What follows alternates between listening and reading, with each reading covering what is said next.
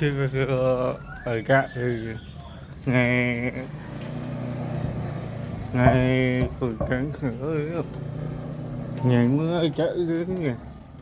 thì chớ cái này là nó là cứ bứng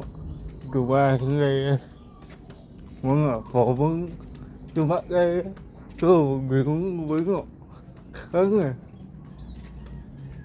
mình muốn cá bứng khấn này ngày qua nó cá cười nhưng người chạy vô còn có khừng cả apalagi ketika membersih hujan deh tuh sambil dengan người sinh mà cô chủ bạn ấy